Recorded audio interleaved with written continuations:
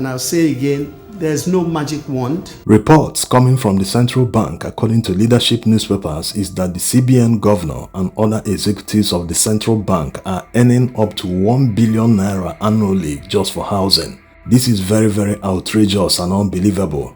Leadership newspapers didn't mention the names of their sources for obvious reasons, but they said that they tried to contact the spokesperson of the central bank before they published the story, but unfortunately they didn't respond. And up to the time they published the story, they've not checked their email or replied text messages. So it's not clear if they are running away from defending it or they just chose to ignore them, that they can't do anything after all. They are in charge, they can do whatever they like. And that's not all. They also increased their Estacode allowance to $7,000 per day, making an executive who is on travel or a conference visit abroad to potentially earn up to $50,000 just under 1 week. Also, all the executives of the central bank now exclusively fly first class in their international travels, which can potentially cost up to $15,000. Imagine how they fly locally within Nigeria, maybe on only chartered flights. This is outrageous. You see, the problem we have with these guys is that they always like to compare themselves with their mates and colleagues in Western countries. Yes, this is a huge problem. They need to come down from their high horses and face reality. You can't be living in a third world country that happens to be the poverty capital of the world and expect to be earning the same pay as someone working in a first world country. The worst part is that they end up earning even more than the people working in Western countries. It doesn't make any sense. How can they be paying themselves 1 billion naira annually for housing when you convert this amount to dollars at the exchange rate of 1,600 to $1? It's a little bit over $600,000. This amount is more than double the amount the Secretary of Federal Reserve in the United States earns as annual salary.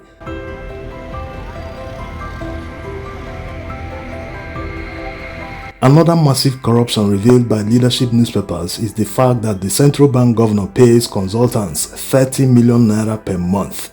We are talking about nearly $19,000 per month. Will a consultant earn this amount in London or New York? What kind of advice are they giving the central bank governor? Why haven't they used it to better the lives of Nigerians? We still have 40% inflation.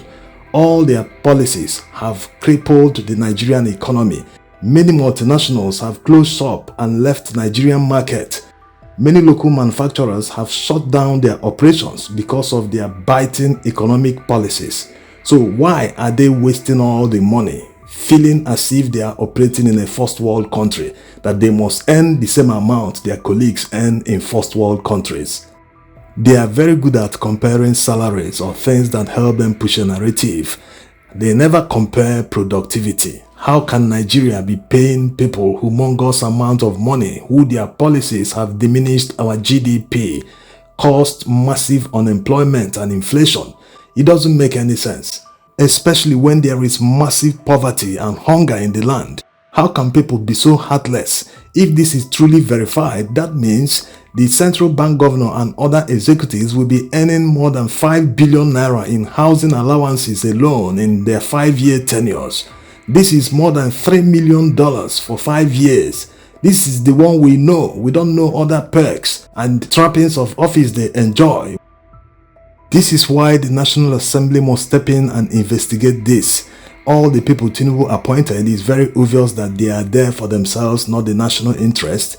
They see it as their turn. After all, he said it is his turn. It is their turn to enjoy all the trappings, perks, and loot Nigeria dry.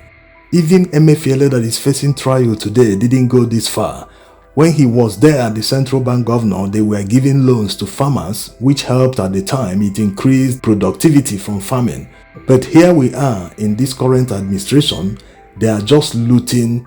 How can they justify ever taking 1 billion naira for housing alone? What kind of house? Where do they live? Do they live at Transcorp Hilton? This is why the National Assembly must step in. Yes, they are part of the problem. Their salaries are unjustifiable in a poor country. Like a senator revealed the other day that the salary alert that he receives is 21 million naira per month. Also, this might explain why the central bank sacked many workers, because they have replaced some of them. Why did they sack them in the first place? Was it because of incompetence, or they didn't like the faces of the people they sacked?